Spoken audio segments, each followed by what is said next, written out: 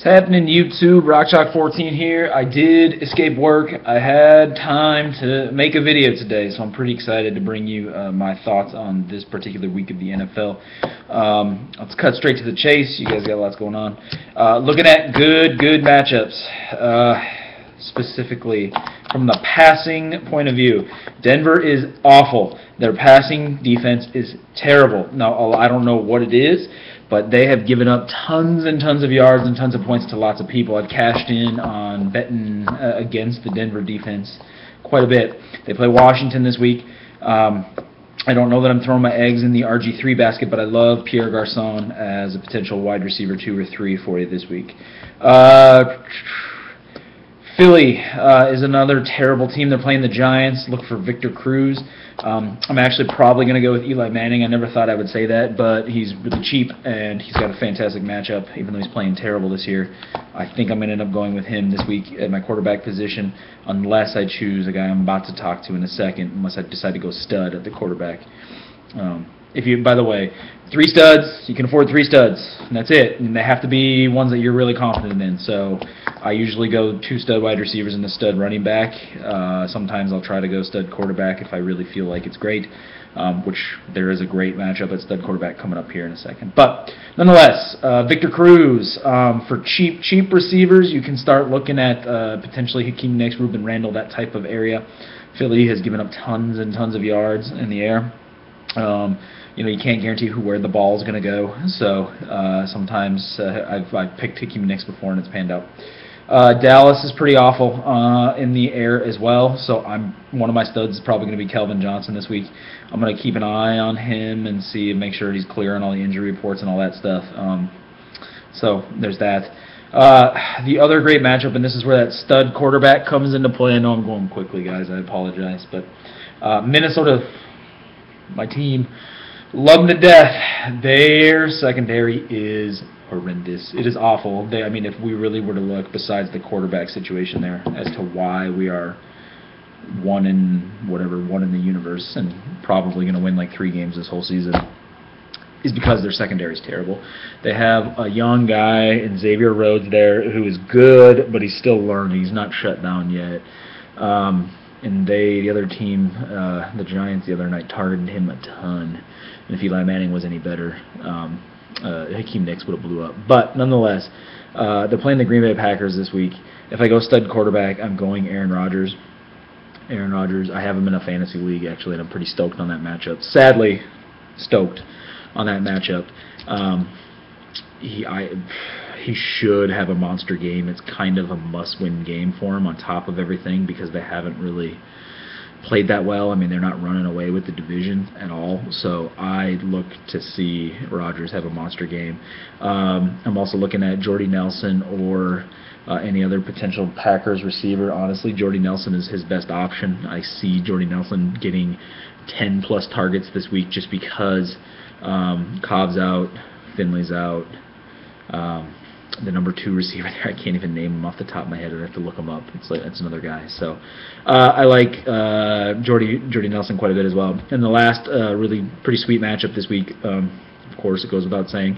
Washington Redskins are terrible again, and they play the Denver Broncos. So I'll never buy Peyton Manning. I think that's pretty well documented. I cannot pay for over a 1/6 of my entire salary for one player because he has to have a career game in order for me to do well.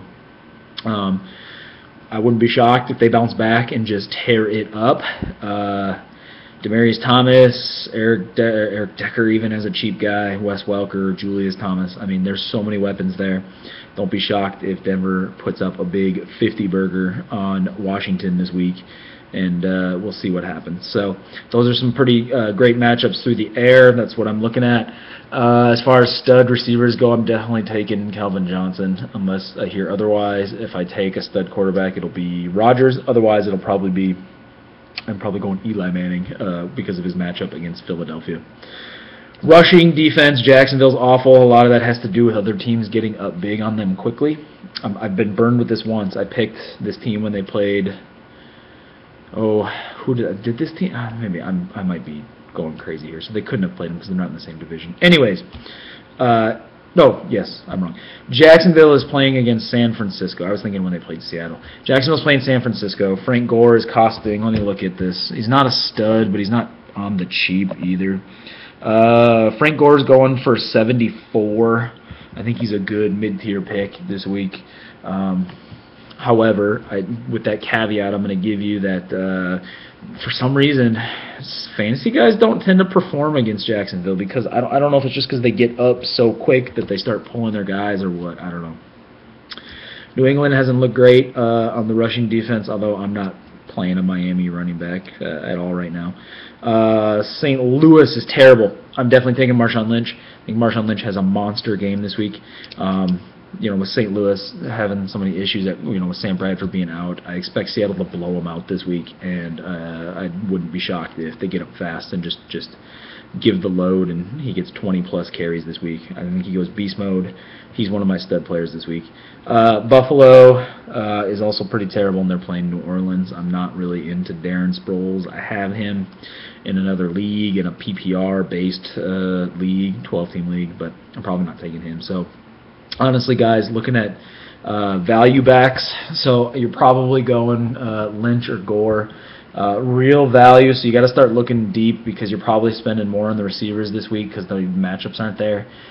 You got Gio Bernard at 6,100. Zach Stacy, just because I think they're going to have to protect their quarterback at 5,800. Joseph Randle for Dallas is at 57.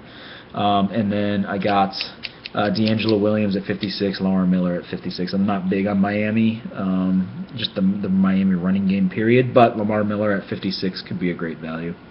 So we're looking at that again. Probably playing a 5K defense and a 5K kicker unless there is some overlap. Last week I managed to play a 5-1 defense, which was the Vikings, and I happened to cash out on that. Tight end, look, seriously, I get it. Jimmy Graham's good. I don't know if he's hurt right now, though. I thought he had an issue. Maybe not. I don't know. Nonetheless, Charles Clay has scored in each of the last several weeks, and he still scores consistently 10 points a week, and he's still going for $4,600. I get it. Some guys really like the tight end position. They want to go Tony Gonzalez. They want to go Jason Witten and those guys, but their play is so inconsistent. I will probably go cheap. I'll probably go Charles Clay for the 5th time this season and hope it cashes out. So that's probably what I'm doing this week. So to recap, I'm taking Lynch for sure against St. Louis. They're just totally decimated. I'm taking Calvin Johnson unless I hear anything bad. Otherwise, with Detroit, it's a must-win game for them. They're playing Dallas, who's been really terrible in the air. I'm probably going to take some type of Green Bay receiver. I'm either taking Aaron Rodgers or Eli Manning, and I'm probably going to take Pierre Garçon playing against Denver. Probably take one of those value backs I listed off. I honestly don't know who. I plugged one in now, but sometimes I change my mind between now and then. Anyways, that's my thoughts. If you have other questions, feel free to let me know. Again, I give you this disclaimer at the end. I'm no expert. I just have had some success. I really enjoy doing this. I've received some positive feedback about these videos and those kinds of things, so I'm glad you're enjoying them. So, anyways, hope you guys have a great fantasy week. Skol Vikings. Unless you're a Packers fan, of course, you're not going to be real excited about that, but whatever. Skol Vikings. Have a great week, and good luck to everybody. Peace.